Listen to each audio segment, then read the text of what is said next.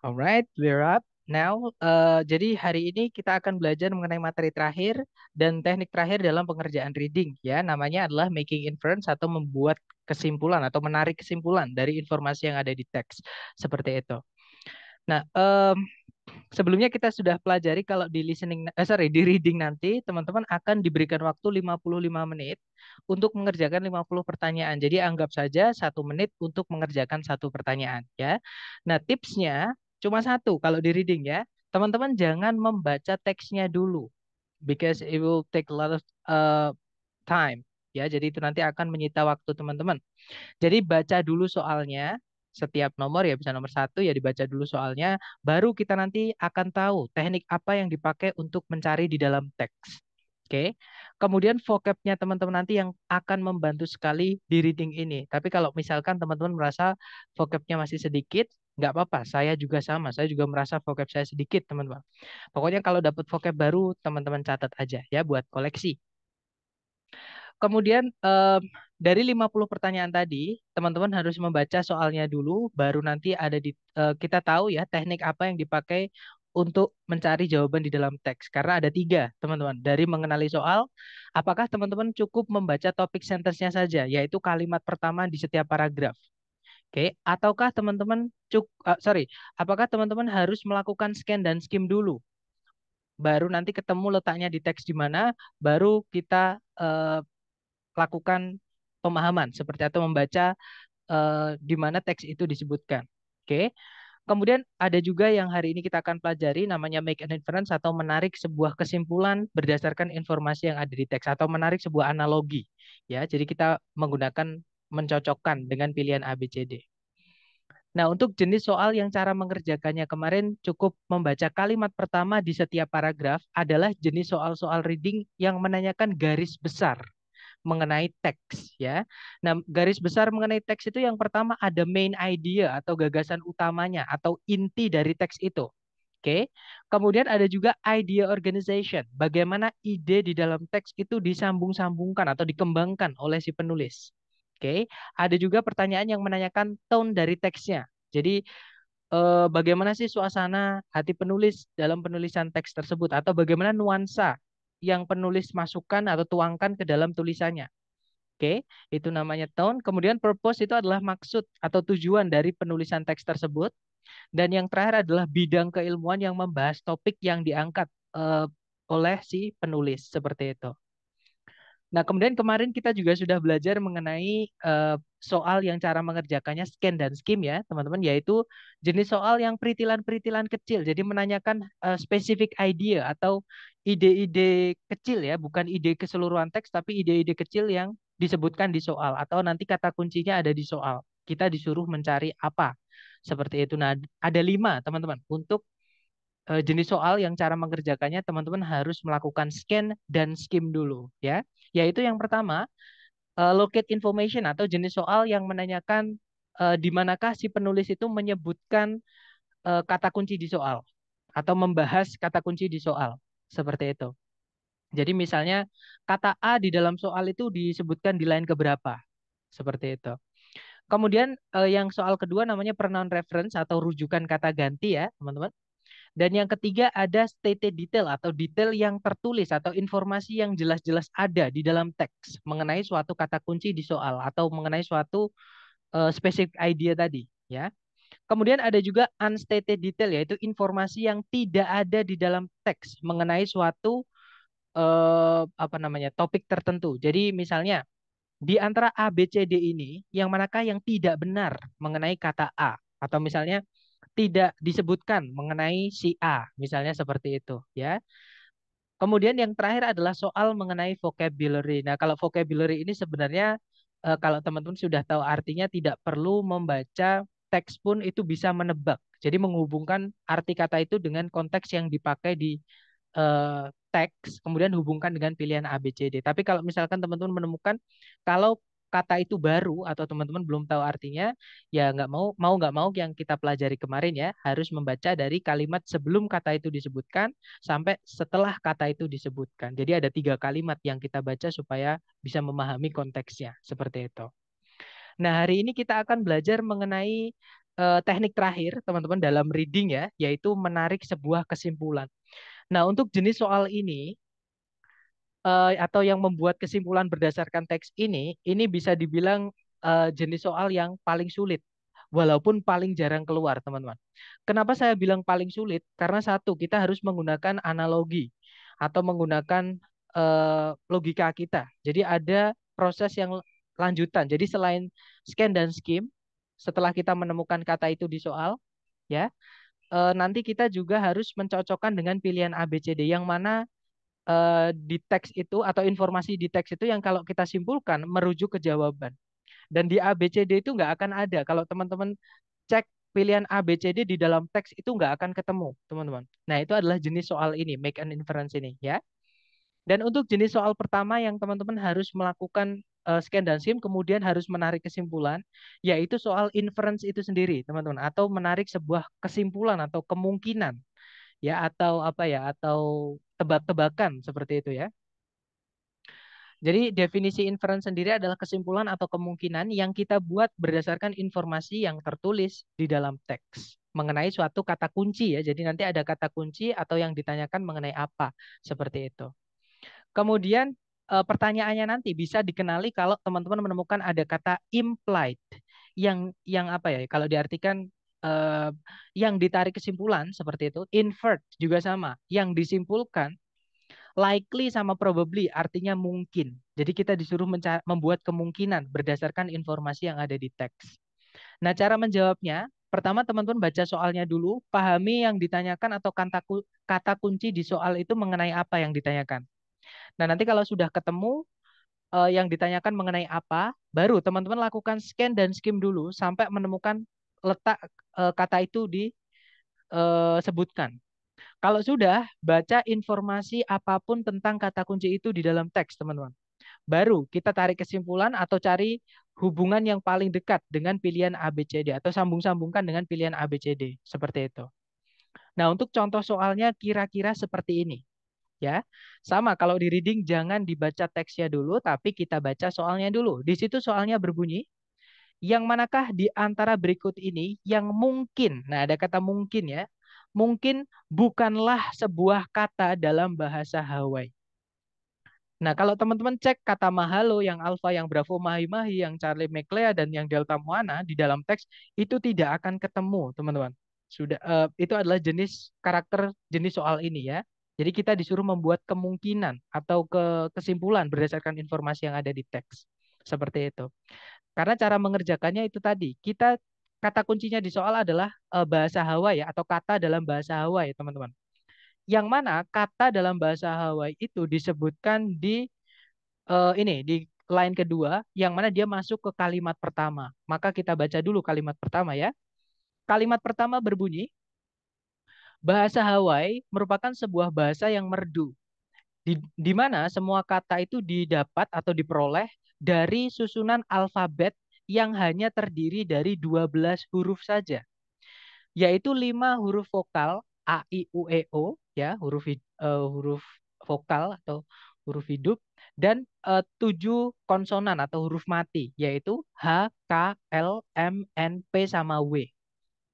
Kemudian setiap silabel atau setiap suku kata di dalam bahasa itu selalu berakhiran dengan huruf vokal. Oke, jadi nggak ada yang berhenti ya, akhirannya nggak boleh ditutup dengan konsonan. Pasti setiap suku kata berakhiran dengan vokal. Oke, dan dua huruf konsonan, jadi huruf konsonan itu tadi H, K, L, M, N, P, W tadi, itu tidak boleh muncul bersamaan. Nggak boleh ketemu mereka dalam satu suku kata, teman-teman. Oke, nah kita cocokkan dengan pilihan A, B, C, D ya, dari keterangan mengenai kata dalam bahasa Hawaii tadi. Yang alfa mahalo. Di situ ada 3 suku kata ya. Ma, kemudian H, kemudian lo. Yang mana setiap suku kata itu berakhiran dengan vokal. Ya, A sama O, teman-teman, itu vokal, huruf hidup ya. Kemudian konsonan itu tidak boleh muncul ketemuan bareng. Ya, harus dipisah. Di situ M, H sama L, konsonannya itu dipisah dengan huruf vokal 2A.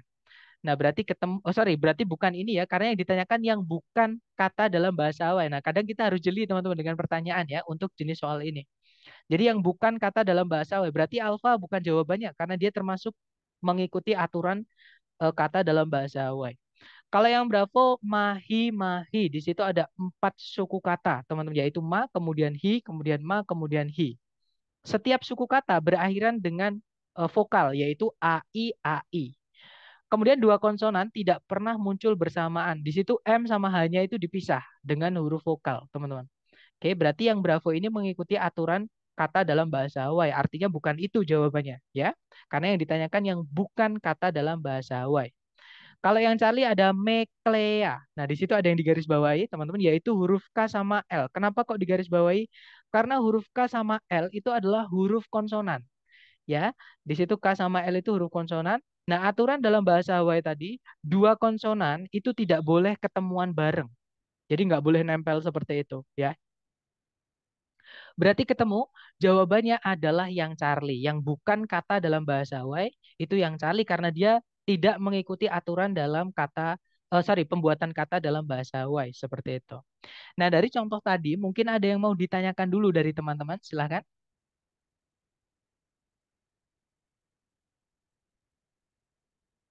Nggak ada ya? Baik, kalau nggak ada, mari kita coba ke latihan soal seperti biasa. Jangan takut salah ya, teman-teman. Di sini ada dua soal, berarti teman-teman punya waktu 2 menit ya. Silahkan dicoba dulu, 2 menit dimulai dari sekarang. Silahkan, teman-teman.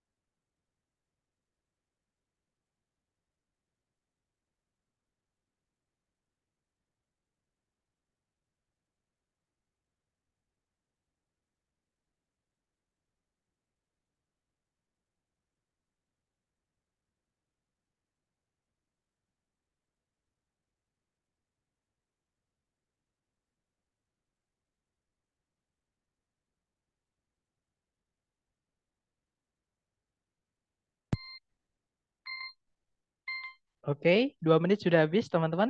Boleh yang sudah nemu jawaban dikirim dulu di chat, sedapatnya teman-teman dulu ya. Kemudian nanti kita bahas bersama. Nggak perlu takut salah, teman-teman. Silakan.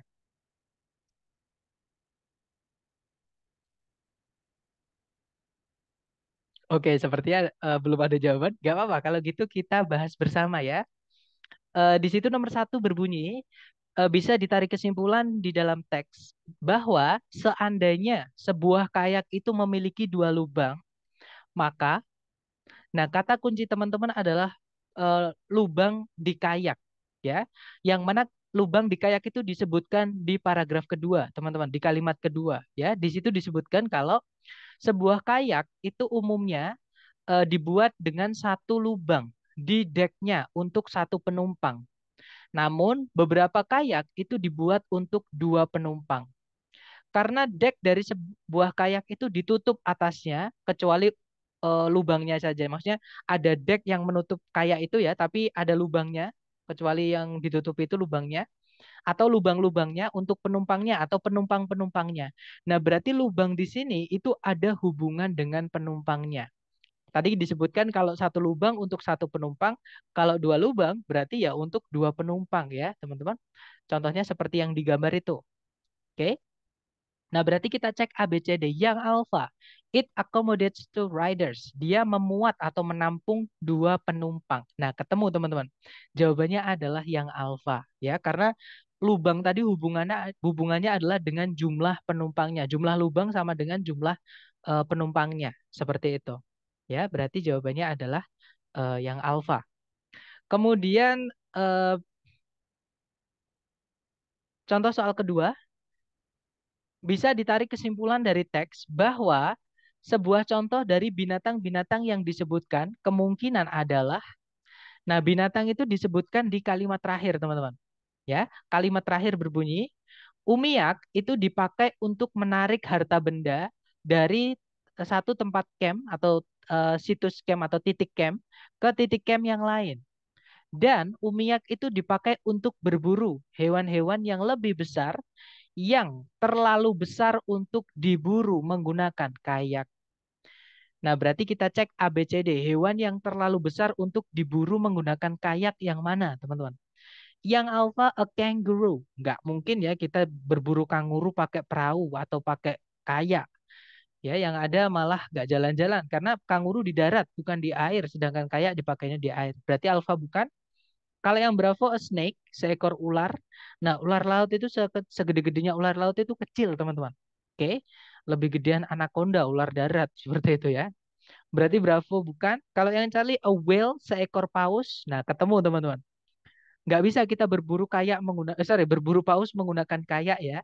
Karena bagaimana membawanya gitu. Yang ada malah kayaknya dibawa tenggelam sama pausnya. Nah, kalau Umiyah itu tadi dia ukurannya lebih besar. Jadi kalau dilihat di kalimat sebelumnya itu dijelaskan kalau Umiyah itu tidak tertutup atasnya.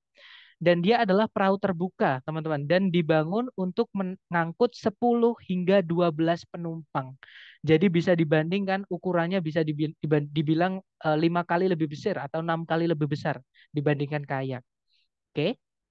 Oke, berarti jawabannya adalah yang Charlie ya, yang nomor dua, karena nggak mungkin kita berburu paus menggunakan kayak. Kalau yang Delta, a salmon itu ikan salmon, teman-teman. Segede-gedenya ikan salmon masih bisa dinaikkan ke kayak, atau kalau nggak gitu ditarik menggunakan kayak. Jadi dikasih tali terus ditarik menggunakan kayak masih bisa karena salmon nggak gede-gede amat dibandingkan dengan paus ya. Oke, berarti nomor dua Charlie seperti itu. Kita lanjut lagi ke nomor berikutnya, teman-teman. Di sini ada 3 soal. Teman-teman coba dulu, jangan takut salah ya. Berarti waktunya 3 menit. Dimulai dari sekarang, silahkan teman-teman.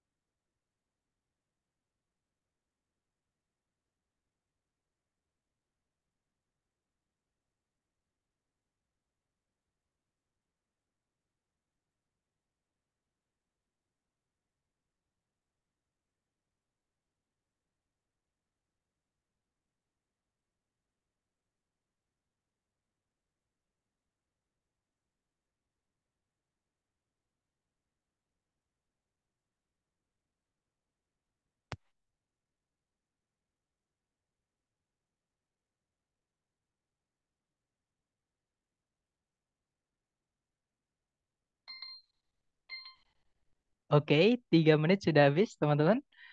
Silahkan jawabannya dikirim dulu di chat sedapatnya teman-teman. Misalkan baru nomor 6 ya nggak apa-apa, baru nomor 7 juga nggak apa-apa, sedapatnya dulu. Oke, sepertinya belum ada jawaban. Nggak apa-apa, mari kita bahas bersama kalau gitu ya. Di situ nomor 6 pertanyaannya adalah versi monopoli yang berbahasa Prancis kemungkinan atau mungkin memasukkan atau mencakup sebidang bangunan atau sebidang ya sebidang bangunan ya yang dinamai atau yang diberikan nama.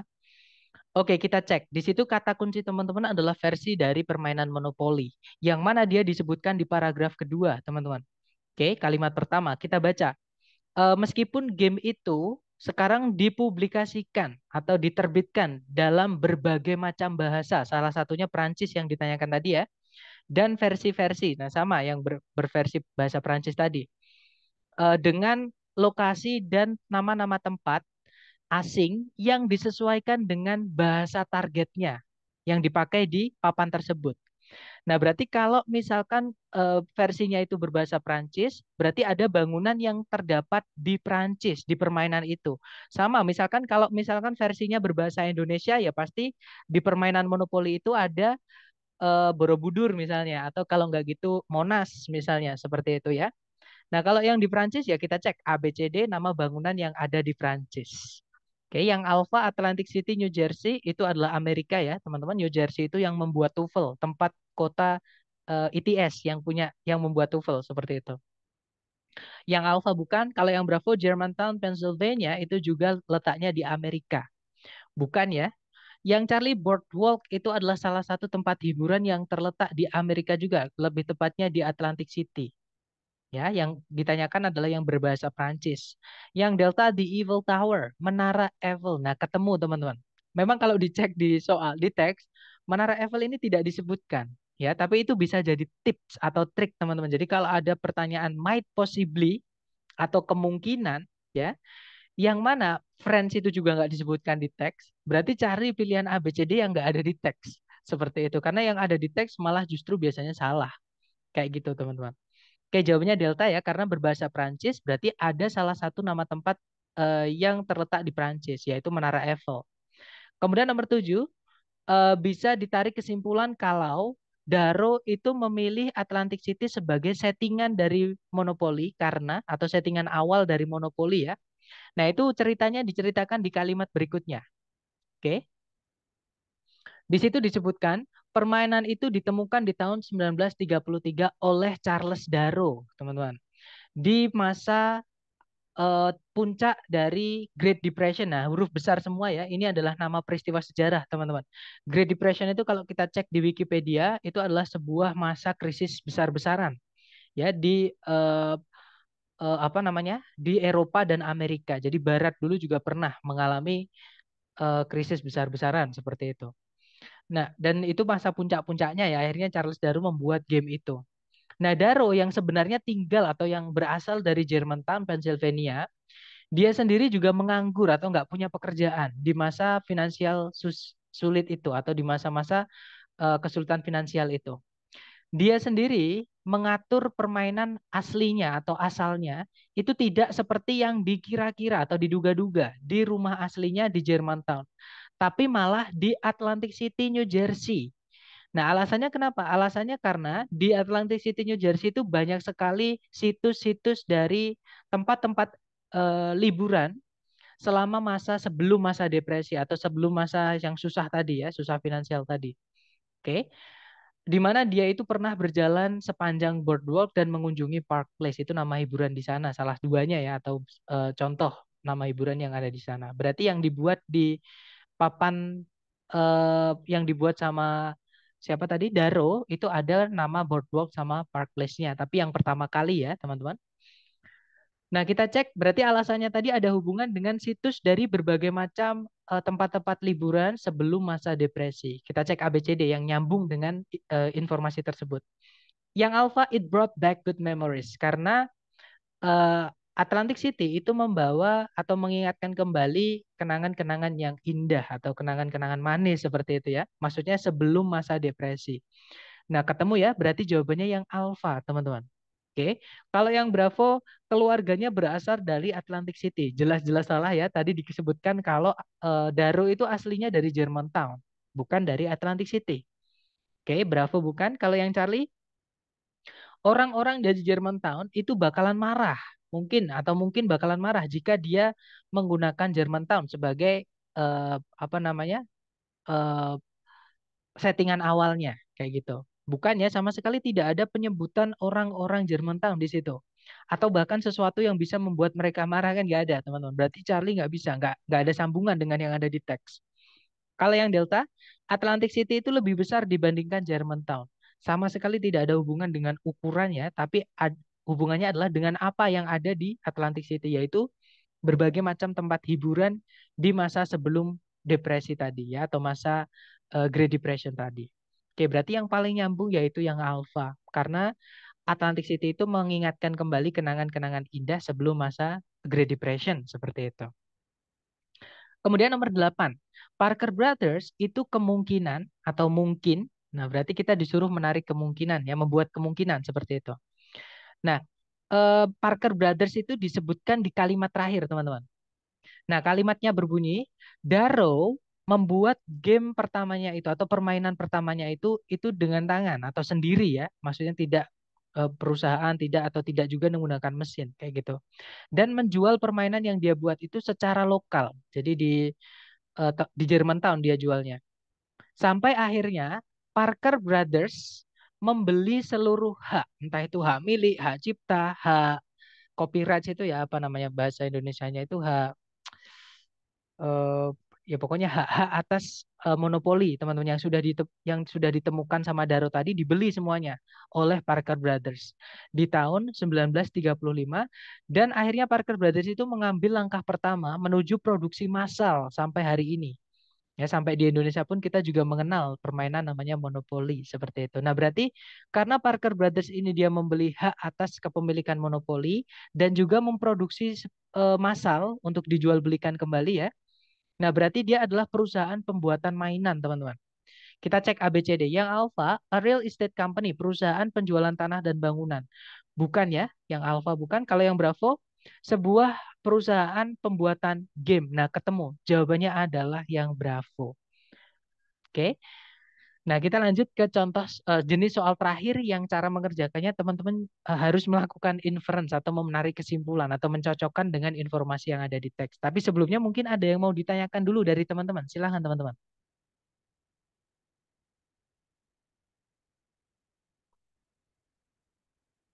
Nggak ada ya? Baik, kalau nggak ada, mari kita lanjut ke... Ada, Mister. Oh ya, silahkan, Miss. Eh, Berarti kalau yang seperti ini banyak yang harus dibacanya ya, hampir semua itu terbaca teksnya. Nah, that's good question. Jadi sebenarnya biasanya ya teman-teman, jenis soal ini atau inference ini itu biasanya letaknya di akhir-akhir. Jadi satu teks itu diikuti 10 pertanyaan di reading ya teman-teman. Nah biasanya soal inference ini letaknya kalau nggak nomor 9, nomor 8, kalau nggak itu nomor 10. Yang mana sebenarnya teman-teman sudah membaca, jadi dari mengerjakan nomor 1 sampai 7 tadi, teman-teman sudah membaca informasi di teks sebenarnya ya menggunakan scan. Jadi teman-teman pasti ingat ketika tadi misalnya teman-teman ditanya mengenai Parker Brothers. Oke, Parker Brothers tadi di mana itu pasti teman-teman masih ingat. Ya, jadi jenis soal inference ini yang selama ini saya ikut tes ya, teman-teman. Pasti ada sambungan dengan soal-soal sebelumnya. Jadi teman-teman nggak perlu bingung harus membaca semua. No, pasti teman-teman nanti ingat. Seperti itu. Jadi tadi saya melihat ada kata ini di mana ya? Tinggal ingat-ingat lagi atau tinggal mencari lagi. Seperti itu, Miss. Gimana? Dapat maksud saya Mister. nggak? Oke. Jadi eh, sebenarnya kita tidak perlu membaca seluruhnya lagi, ya. Maksudnya mengulang dari awal lagi, enggak. Karena sebenarnya soal ini biasanya munculnya di akhir-akhir, teman-teman. Jadi satu teks itu nanti diikuti oleh 10 pertanyaan. Nah, biasanya inference ini munculnya di akhir-akhir. Jadi sebenarnya teks itu sudah kita scan atau sudah kita baca semuanya ketika kita mengerjakan nomor 1 sampai 7. Nah, secara nggak langsung kita masih ingat ketika mengerjakan soal inference ini. Seperti itu. Itu yang setidaknya yang saya rasakan selama ini ya, teman-teman. Ketika saya tes, kan kalau di reading kan nyampur nanti soalnya dan diacak-acak seperti itu. Tapi urut nanti kok. Jadi nomor satu itu pasti biasanya garis besar. Kalau nggak gitu mengenai soal yang di awal-awal. Di teks itu di awal-awal biasanya seperti itu. Nanti nomor dua ya lanjutannya, nomor tiga lanjutannya seperti itu. Jadi nggak ada soal di reading yang selama ini saya alami ya, naik turun itu nggak ada. Yang TOEFL asli TS teman-teman. Seperti itu. Gimana? Mungkin ada pertanyaan lagi? Silakan dari teman-teman.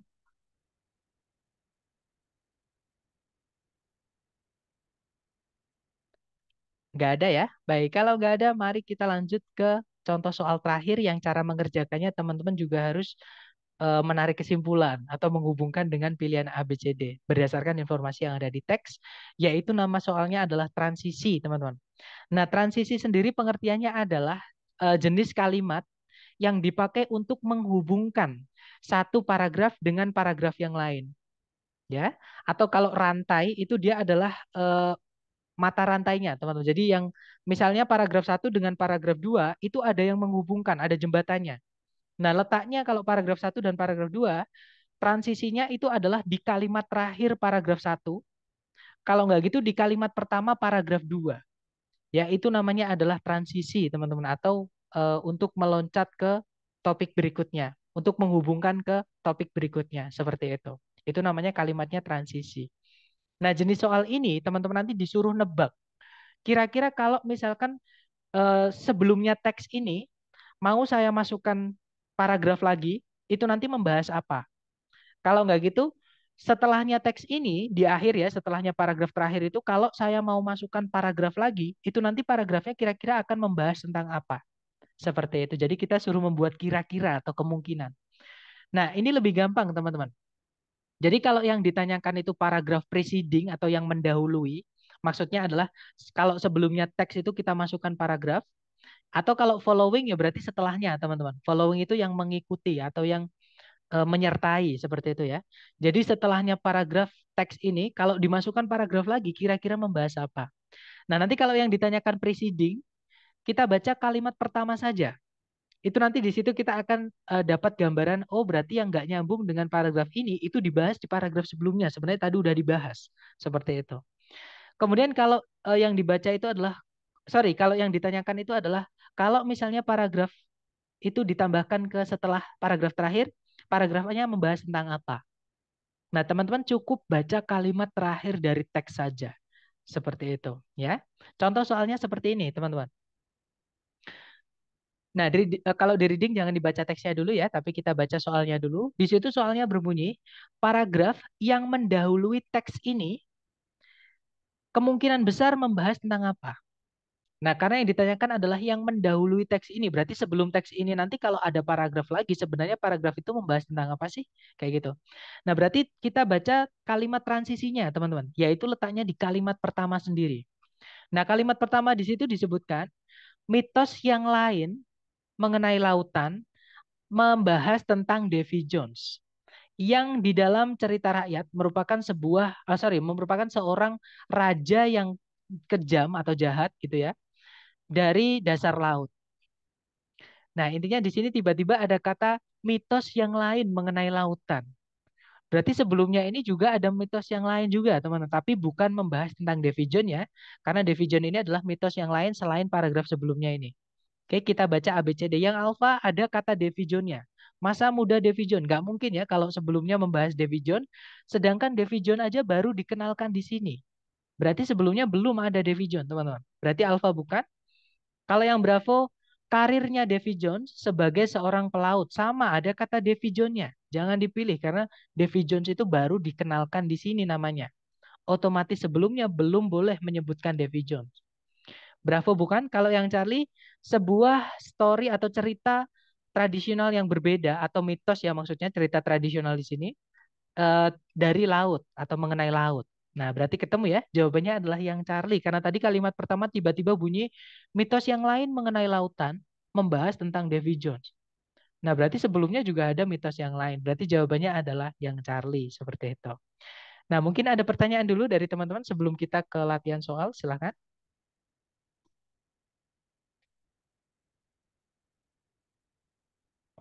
Nggak ada ya, teman-teman. Baik, kalau nggak ada, kita lanjut ke latihan soal. Di sini ada dua soal, jangan takut salah. Waktunya 2 menit, dimulai dari sekarang. Silakan, teman-teman.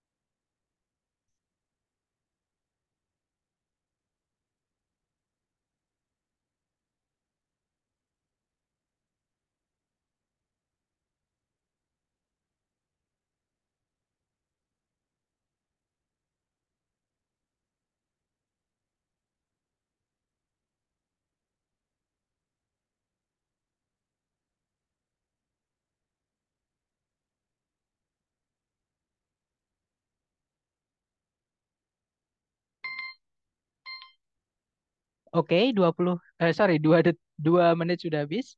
Yang sudah nemu jawaban boleh dikirim di chat dulu, teman-teman. Silakan. Oke, ada jawaban Alfa Bravo. Mari kita cek. Di situ nomor satu pertanyaannya adalah, paragraf yang mendahului teks ini kemungkinan besar membahas tentang apa? Oke, kita cek berarti kalimat pertama ya, karena yang ditanyakan preceding, teman-teman. Kalimat pertama berbunyi, program yang lain yang penting dalam mempopulerkan ilmu pengetahuan adalah Kosmos. Nah, Cosmos ini program yang lain, teman-teman. Berarti sebelumnya juga ada program ya, tapi bukan Cosmos. Mari kita cek A, B, C, D. Yang Alpha, a different scientific television series. Sebuah serial televisi ilmiah yang berbeda atau yang lain. Nah, ketemu, teman-teman.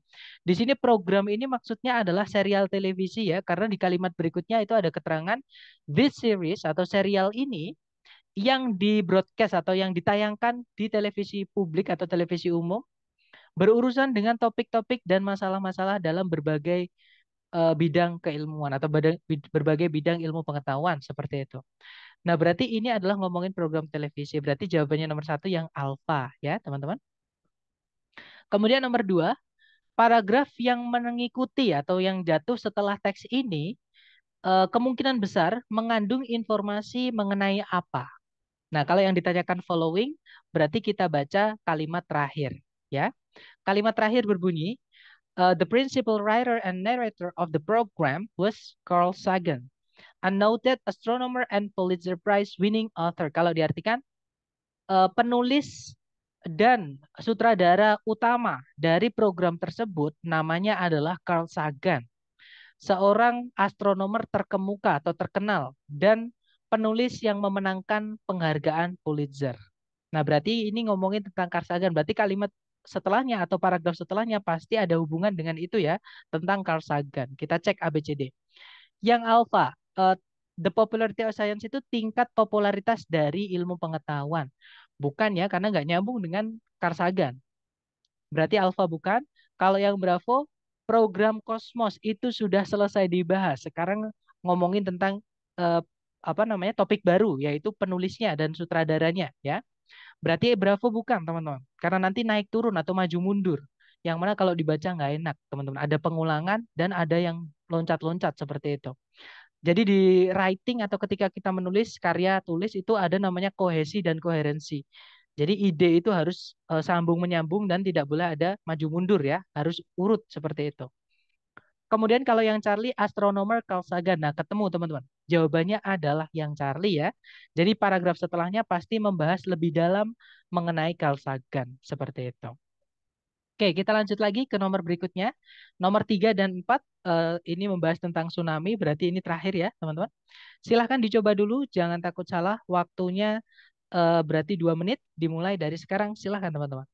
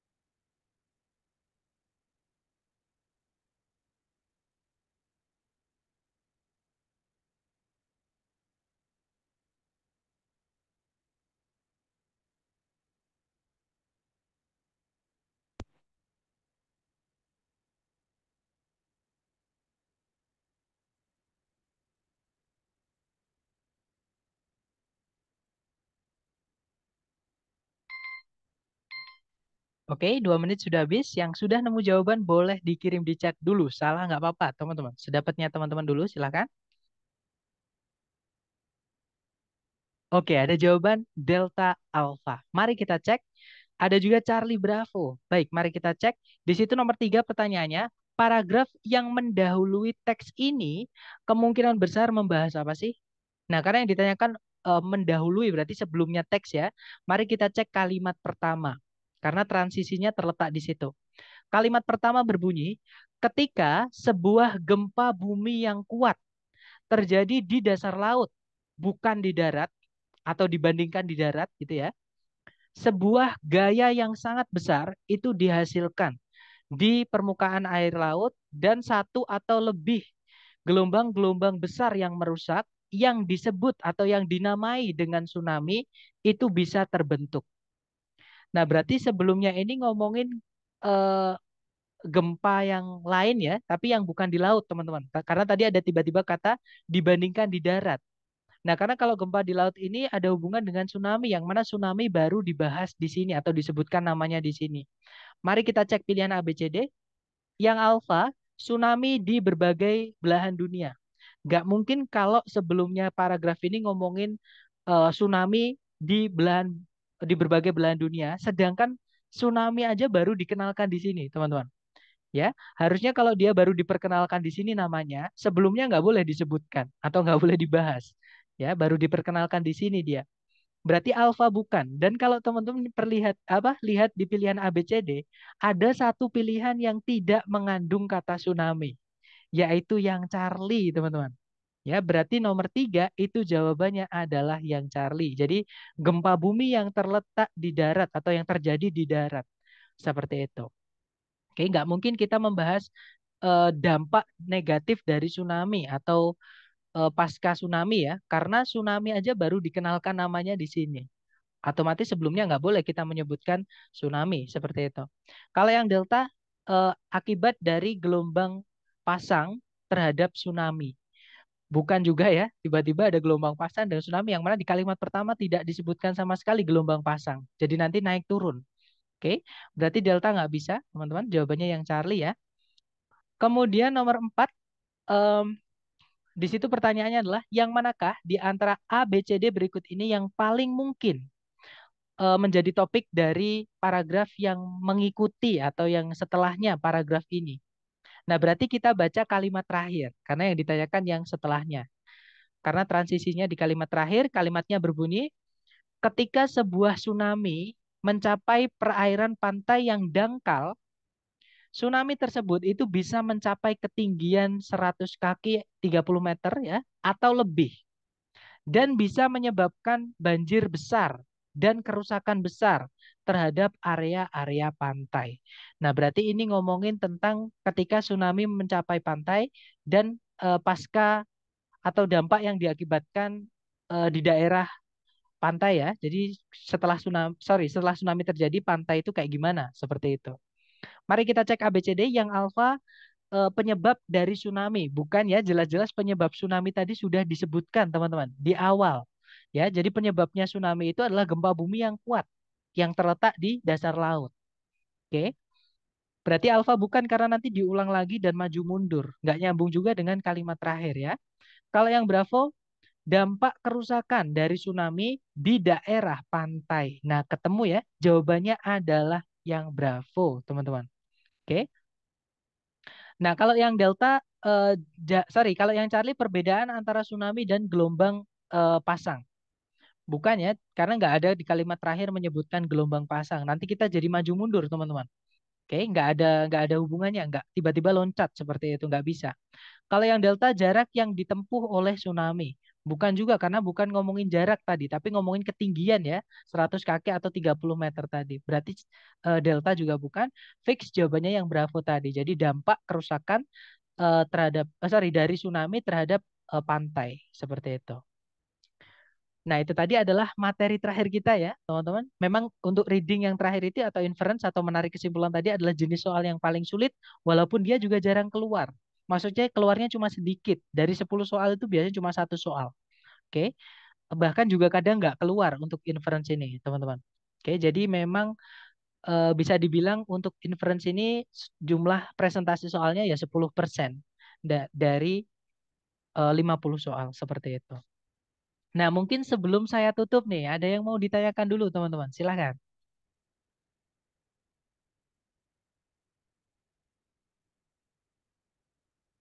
Nggak ada ya? Baik, kalau nggak